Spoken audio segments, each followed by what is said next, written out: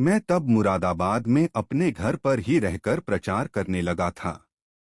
मेरे मामाजी दिल्ली डीडीए में बड़े अफसर थे और रईस शौकीन आदमी थे। उन्होंने टोयोटा कोरोला नाम की एक पुरानी विदेशी कार खरीदी, मूल में जिसकी कीमत 50 लाख थी, लगभग 32 साल पहले।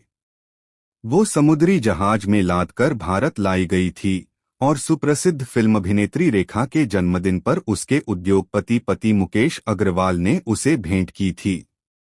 उसके बाद 2 से 3 जगह बिकते हुए वो मेरे मामाजी के हाथ आई थी। खूबसूरत डिजाइन वाली सफेद रंग की 21 फीट लंबी आरामदेह कार थी वो, जिसमें अंदर फ्रिज भी लगा था। परंतु उसका स्टीयरिंग बाईं ओर था, इसलिए उसको हर ड्राइवर चला नहीं सकता था। वो कार मेरे मन को भा गई।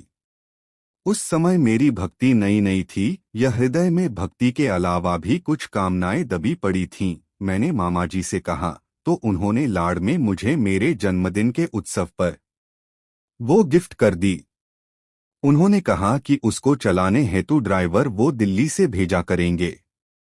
सर्वप्रथम मैं उसमें बैठकर वृंदावन आया तो परिक्रमा मार्ग पर कई साधु मुझे लंबी दंडवत करने लगे कि ये कोई बड़े महाराज जा रहे हैं।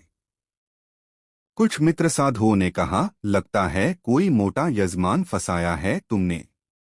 बड़ा लंबा हाथ मारा है। उसमें बैठाकर मैंने ब्रिजवासी बच्चों को भी खूब सैर कराई। परंतु कुछ ही दिनों में मेरा उससे दिल भर गया। बार बार दिल्ली से ड्राइवर बुलाना भी महंगा पड़ता था। वो कार प्राय मेरे घर के गेट पर शोपीस की तरह बेकार खड़ी रहती थी। उसको देखकर हमारा वीडियोग्राफर ललचा गया और उसने कहा मैं वो उसे दे दूं, बदले में वो मुझे प्रचार हेतु एक सिनेमा प्रोजेक्टर देगा। मेरे पास खड़े खड़े उसमें जंग ही तो लगेगी, ऐसा सोचकर वो कार मैंने उसे दे दी। वैसे भी मेरे जीवन का यह सिद्धांत है कि कोई महंगी वस्तु भी यदि मेरे काम में नहीं आ रही है तो उसे तुरंत किसी ऐसे व्यक्ति को दे देता हूँ जिसके वो काम आए। उसने 1 साल उसे चलाया, फिर दिल्ली में उस कार का एक्सीडेंट कर दिया और उसे कबाड़ में बेच दिया। बदले में मुझे कुछ नहीं दिया, ना प्रोजेक्टर ना पैसे। इस प्रकार प्रभु ने मेरी एक दबी इच्छा को उभार कर पूरी करके फिर जल्द ही उसका नाश कर दिया। मेरी साधना में विक्षेप पैदा करने वाला व्यर्थ का जंजाल छूट गया और मुझे बहुत शांति मिली।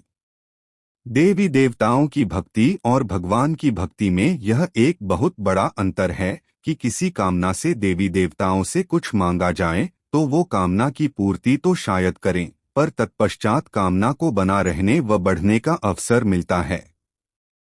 पर भगवान किसी कामना की पूर्ति करें तो उसके बाद उस कामना को कम करते चले जाते हैं और शीघ्र ही समूल नष्ट करके भक्ति देते हैं। आज मेरे पास कार तो क्या, अपनी साइकिल भी नहीं है। बेकार रहकर ही चुपचाप भजन करने में खूब आनंद आता है। वैसे भी साधु को ऐश्वर्यों से कम लेन देन रखना चाहिए।